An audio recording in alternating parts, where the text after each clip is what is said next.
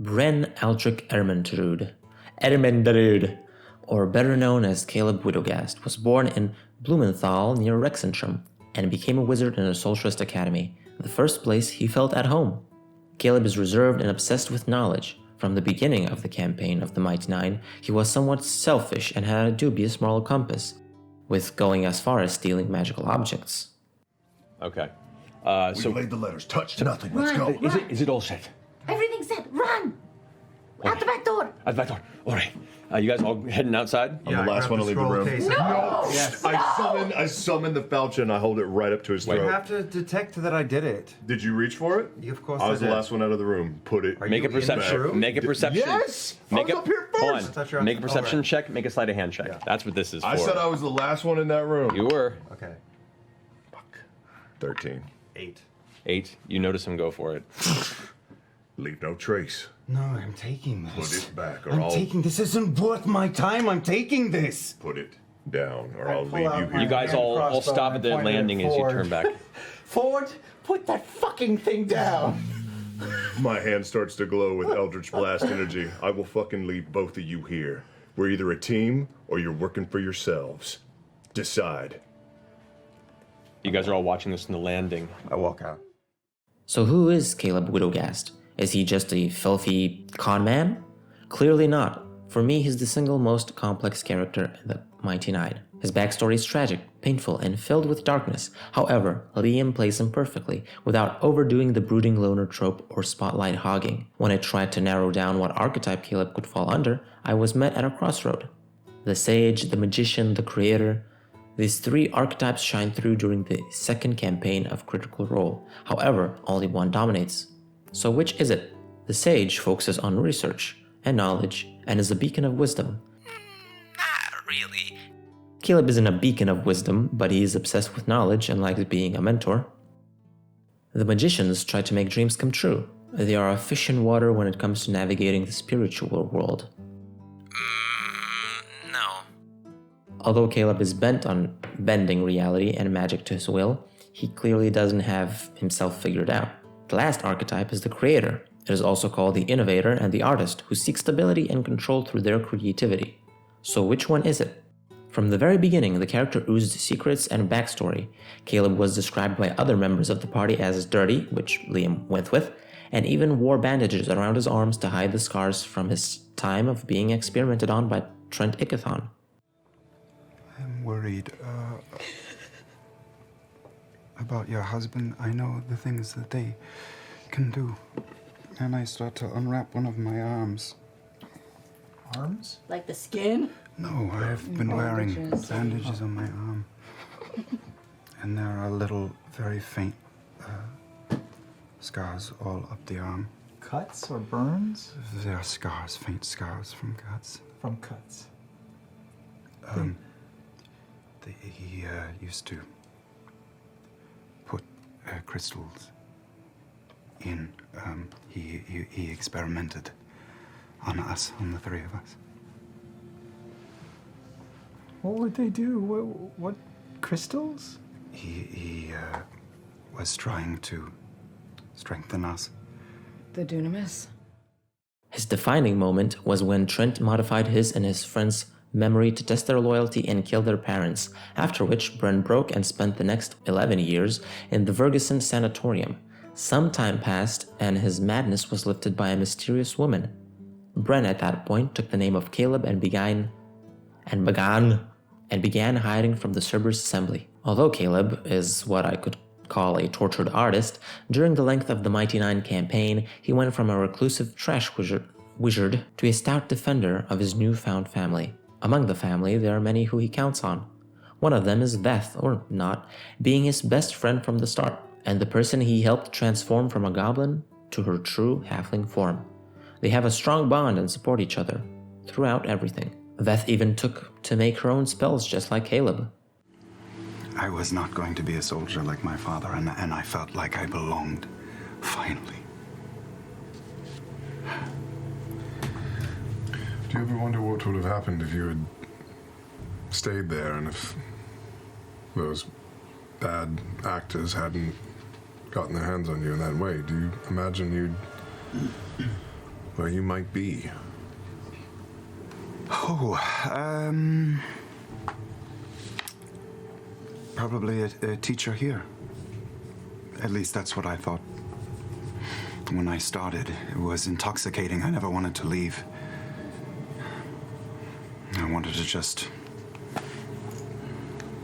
go through the revolving door and stay. I think you'd probably be an excellent teacher. You've taught me quite a bit already. Without any formal, classrooms or anything. Well, you are very bright, like Well, the people in there. but I mean, think about that. You'd be surrounded by knowledge and books and... Beauregard is someone who Caleb had a gripe with at first, but later grew to trust and even trusted her with his tragic backstory. Ford and Caleb had a back and forth at first as their own agendas clashed. However, in the end they began to see eye to eye, as Caleb saw a familiar man trying to right his mistakes, running from his past. Essek Thylus, a drow Dunamancer, is perhaps the single most important figure in Caleb's life, as they later on became entangled romantically. Prior to that, both of them stood opposite each other as the Mighty Nine came in as Empire associates into the Kryn dynasty, and Essek was placed to keep an eye out on them. However, over time and persistence, the Nine treated Essek with affection, and Caleb was even introduced to Dunamancy, a new school of magic that specialized in time and space, something that furthered his initial goal of traveling back in time and stopping himself from killing his parents. Although it was revealed that Essek was instrumental in causing the war between the Empire and the Kryn dynasty, Caleb urged the drow Dunamancer to find his better self, referring to both of their pasts and Caleb's darker side. Scattering down the hallway as the bolt finds some part of the distant hallway. I'll cast if I can. What are you casting? 'Cause you were readying it, so. Yeah, I pull out a black marble and bring it into a circle, and I cast Gravity Sinkhole, a Dunamantic spell, above him at the ceiling to pull him up to the roof. Okay. And he's pulled towards As the he's center. standing up, getting his spear, you see him go, and he inhales, about to yell, and then suddenly, silently, without a word, gets pulled up into the ceiling. Now there is sound as his metal hits the stone above and cranks up. The actual metal is crushed inward. You watch as blood begins to just kind of flop out of the armor. Goodness. And then it hits the ground. The other guard is standing out there, goes, shit. And he goes to run back into the room. What are you doing? I put another fissure right at that doorway. Fisher? Sinkhole, excuse me. Another sinkhole? Pull him back into the hole. It's a bloodbath. 28. These fucking necklaces better be there. So suddenly, as he turns to go out of the room, he gets yanked out and slams into the ceiling. I'll finish him off. Is he still alive? He's gets down currently and hits the yelling in ground. pain as he's being crushed against the ceiling. Go ahead.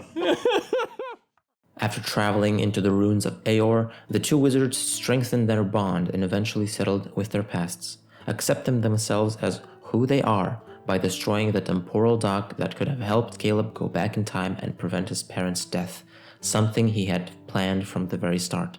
Throughout the campaign, we saw Caleb's acts of altruism and compassion, such as the Amber Memories and the individually crafted demiplane in the shape of a tower for the Mighty Nine, being nice to Luke and teaching him magic.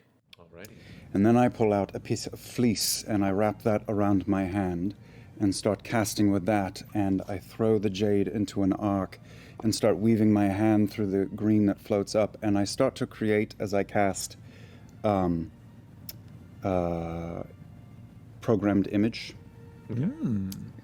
And the entire dome becomes filled with pale, mostly translucent, pale amber colored scenes of the Mighty Nine in all of their time together, just floating like little specters through the dome.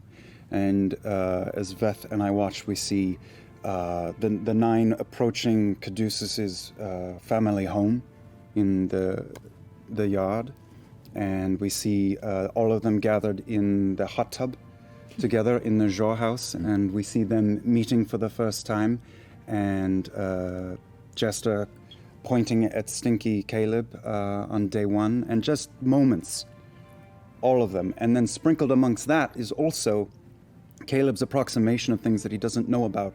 So there is a vaguer image of Yasha with the silhouette of a woman in an open field, and Ford with a crew of people, not a captain, but amongst a crew at sea, and a little blue girl with horns dancing around a bedroom, and a